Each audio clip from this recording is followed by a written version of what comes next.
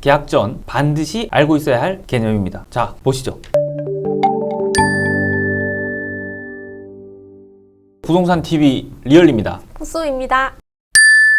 박사님, 제가 부동산 계약을 하고 계약금을 받았는데 상대방 쪽에서 이 계약을 못하겠다고 연락이 왔어요. 계약서에 별다른 약정을 안 했을 경우에는 줬던 계약금 2배로 받으면 되지. 별다른 약정? 갑자기 그래가지고 제가 받은 계약금이 해약금인지 위약금인지 이게 좀 헷갈려가지고 이번 기회에 한번 여쭤볼게요, 그러면. 계약금, 해약금, 위약금, 이거는 개념을 정확하게 알고 있어야 별다른 손해를 안 보겠지. 그냥 부동산만 믿고 계약서 특이하게 해약금이다, 아니다, 위약금이다, 또 위약골로 한다 이렇게 적힌 대로 넘어가다가 떼는 경우들이 있지. 이거 공인중개사들도 정확하게 개념 모르시는 분들 많아요. 그런 사람들 많지. 좀 알려주세요.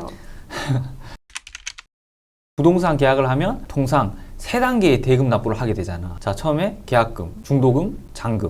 자, 여기서 계약금은 처음에 계약서를 작성하고 도장 찍으면서 거래가액을 10%를 주잖아. 요즘에는 5%로도 많이 받아요. 그 은행에서 대출 받을 때 계약금 5% 이상. 그렇지. 꼭 10%라고 정해져 있는 건 아니니까. 즉 계약금은 서로 약속하면서 계약 당일 이렇게 주고받는 10% 상당의 금액을 말하는 건데 반드시 10%여야 하는 것은 아니다 이거지. 그러면 계약금을 10% 받았다고 가정하고 이 계약을 깨려고 할 때 해약금, 위약금 뭐 이런 말들이 나오잖아요. 사람이 살면서 여러 가지 상황이 굉장히 많이 발생하잖아. 만약에 집을 사려고 계약해뒀는데 더 좋은 집이 보인다든지, 아니면 갑자기 무슨 사고가 일어나서 잔금을 줄 돈이 없게 된다든지, 이렇게 마음이 변하거나 사정이 생겼거나 돌발 변수가 생길 수 있잖아. 잔금 대출이 안 나와서 문제 생기는 경우도 있고. 인생이란 게 이제 한 차 앞을 볼 수 없으니까. 자, 해약금이란 계약을 해지할 수 있는 권리를 서로 인정하면서 계약하게 되는데, 중도금이 있다면 중도금 지급 전까지 계약을 자유롭게 해지할 수 있는 권리와 관련된 돈을 해약금이라고 말하거든. 계약 해제, 해지와 해지 이거 제가 쇼츠 영상 찍었어요. 잘했어. 해제는 소급해서 계약이 완전히 없었던 것처럼 이렇게 하는 거잖아. 그런데 계약을 하면서 계약금을 서로 주고받았는데 이 계약금을 어떻게 하겠냐는 게 문제가 되는 거지. 자, 받은 것만 돌려줘? 아니면 반만 돌려줘? 아니면 2배로 돌려줘? 이런 거. 거래 당사자들은 그러니까 자유롭게 계약을 해지할 수 있는 권리를 갖고 있는 건데 여기서 해약금이란 걸 알아야 된다. 그렇지. 그래서 매도인, 즉 파는 사람은 받은 금액을 2배로 물려주고, 매수인, 즉 사는 사람은 지급했던 계약금을 몰수, 즉 포기하는 조건으로 계약을 계약을 깬다는 말이지. 이 경우 2배 혹은 몰수되는 돈을 해약금이라고 하는 거야. 자, 민법 565조 1항에서 매매의 당사자 일방이 계약 당시에 금전을 계약금, 보증금 등의 명목으로 상대방한테 교부한 때 계약 당사자 간에 다른 약정이 없는 한 당사자의 일방이 이행에 착수할 때까지 교부자는 이를 포기하고 수령자는 그 배액을 상환하여 매매 계약을 해지할 수 있다고 규정하고 있고, 여기서 이행에 착수할 때까지란 아무데나 이제 계약을 해지할 수 있다는 게 아니고, 중도금이 있을 경우에는 중도금 지급 전까지, 중도금이 없을 경우에는 잔금 납부 전까지라고 하여서 상대방의 신뢰를 보호하는 측면에서 이외에는 더 이상 계약을 깰 수 없도록 한 거야. 자, 쉽게 말해 우리나라 민법은 별다른 약정이 없으면 계약금을 해약금으로 추정한다는 거지. 그래서 2배 혹은 몰수 이런 거를 계약서에서 많이 볼 수 있었던 거지. 그럼 제 경우에는 별다른 약정을 하지 않았으니까 2배를 돌려주거나 아니면 계약금을 포기하거나 이렇게 해야겠네요? 맞아. 근데 여기서 계약서 특이하게 계약금을 해약금으로 보지 않는다 이렇게 해놓은 경우 계약금 이꼴 해약금이 아니게 되는 거지. 상황에 따라서 좀 잘 이용하면 될 것 같네요. 계약의 약정사항을 지키지 않은 상대방에게 그 책임을 묻는 수단인데, 계약서 특이하게 보면 간혹 이렇게 적힌 것들이 있어. 계약의 약정사항을 위반한 사람은 2천만 원을 지급한다 이렇게 적혀있는 게 위약금 조항이라고 보는 거야.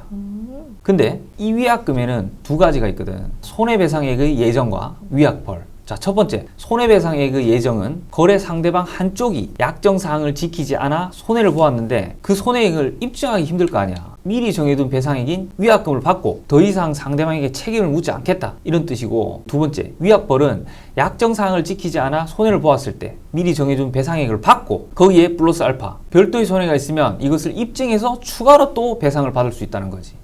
위약벌이 더 무서운 거네요? 그렇지. 상대방을 더 옥죄게 하지. 근데 아까 말했던 특약처럼 계약의 약정사항을 위반한 사람은 2천만 원을 지급한다 고 적어둔 거야. 자, 여기서 위약금이 손해배상의 예정인지 혹은 위약벌인지 정해두지 않았잖아. 그래서 이렇게 명확하지 않는 경우에는 특약에 있던 내용을 손해배상액의 예정이라고 추정돼.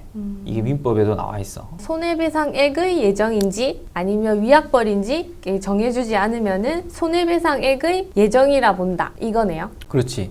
여기서 참고해야 될 것은 만약 5억짜리 계약하면서 위약금을 약속을 어기면 7억을 주기로 한다. 이렇게 높은 금액으로 정할 수는 없다는 거. 그리고 위약벌이 금액이 너무 과해도 그 위약벌에 대한 일부나 전부가 무효가 될 수 있다는 것도 참고해두면 좋겠어. 적당히 해라 이거네요. 그렇지. 적당히 좀 너무 강하게는 하지 마라 이런 거지. 자, 근데 부동산에서 써주는 계약서 이걸 보면 고정적으로 2배 배상 혹은 이제 포기한다, 몰수당한다 의 내용이 다 들어있어. 많이 봤잖아.